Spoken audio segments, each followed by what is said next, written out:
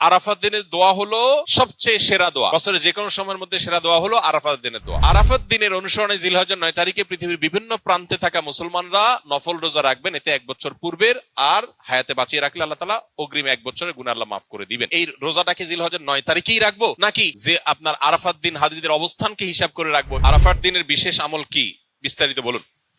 আরাফাত দিনের আমল যারা আরাফায় অবস্থান করছেন তাদের জন্য একরকম, আর আরাফাত দিনে যারা আরাফায় অবস্থান করছেন না, বিশ্বব্যাপী বিভিন্ন জায়গায় আছেন, তাদের জন্য ভিন্ন রকম। যারা আরাফা অবস্থান করছেন, নবী আলাইহিস সালাম বলেছেন খায়রুদ দুআ এ দুআ ইয়াউমি আরাফা।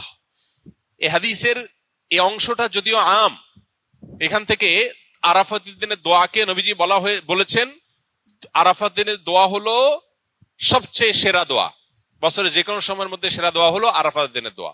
যদিও আরাফাতের ময়দানে হাজিদের দোয়া কবুল হয়, ফেরত দেওয়া হয় না, বহু হাদিস আছে। যেহেতু হাদিসে আরাফাতের দিনের দোয়াকে সেরা দোয়া বলা হয়েছে, আমরা যদি দূর থেকে আল্লাহর কাছে দোয়া করি, আশা করতে পারি আল্লাহর কাছে, আশা করতে অসুবিধা নেই যে আল্লাহ তাআলা দোয়া হয়তো কবুল করবেন। দ্বিতীয়ত নবী আলাইহিস সালাম বলেছেন খায়রুমা ওয়া খায়রুমা আনা কুলতু আনা ওয়ান নাবিয়্যুনা মিন ক্বাবলি লা ইলাহা ইল্লাল্লাহু ওয়াহদাহু লা শারীকা লাহু লাহুল মুলকু ওয়া লাহুল হামদু ওয়া হুয়া আলা কুল্লি শাইইন কাদির।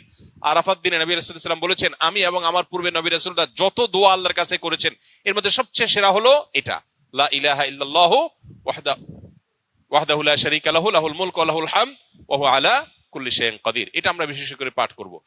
আরাফাত দিনে হাজী সাহেবদের জন্য রোজা রাখা নিষেধ, বেশি বেশি দোয়া করবেন তারা, তাদের জন্য করণীয় আমলগুলো। আর আরাফাত দিনের অনুসরণে জিলহজের 9 তারিখে পৃথিবীর বিভিন্ন প্রান্তে থাকা মুসলমানরা নফল রোজা রাখবেন। এতে 1 বছর পূর্বের আর হায়াতে বাঁচিয়ে রাখলে আল্লাহ তাআলা অগ্রিম 1 বছরের গুনাহ আল্লাহ মাফ করে দিবেন। এজন্য আরাফাত দিনে নফল রোজা রাখবো ইনশাআল্লাহ। এই দোয়াটা কি এই রোজাটাকে জিলহজের 9 তারিখেই রাখবো নাকি যে আপনার আরাফাত দিন হাজিদের অবস্থানকে হিসাব করে রাখবো? এটা নিয়ে দুই রকমের মত আজকাল শোনা যায়। তবে আরাফাত দিনে হাজিরা অবস্থান করছেন হুবহু ওইটার সাথে মিল রেখে গোটা বিশ্বে আসলে ওই দিনে একই সময় রোজা রাখা এটা সব ক্ষেত্রে সম্ভব না, ভৌগোলিকভাবে এটা সম্ভব না। এই জন্য জিলহজের 9 তারিখটা যদি কেউ রোজা রাখেন ইনশাআল্লাহ বিদিনিল্লাহ তিনি এই ফজিলত এবং এই তাৎপর্য মাহাত্ম্য পেয়ে যাবেন, এবং এই মতটা অধিকতর সব দিক থেকে সমৃদ্ধ এবং যুক্তি সমৃদ্ধ। এই জন্য আমরা আরাফাত দিনে যারা আরাফাতের ময়দানে অবস্থান করছি না তারা রোজা রাখবো ইনশাআল্লাহ বেশি বেশি করে। আর জিলহজের 1 থেকে 9 তারিখ পর্যন্ত সবগুলো দিনই রোজা রাখতে পারলে আরো ভালো। তাহলে সেক্ষেত্রে ইখতিলাফ এবং মত পার্থক্যের আপনি এমনি উঠে গেলেন। সবগুলো দিনই আসলে রোজা রাখার চেষ্টা করা দরকার যদি তৌফিকে হয়।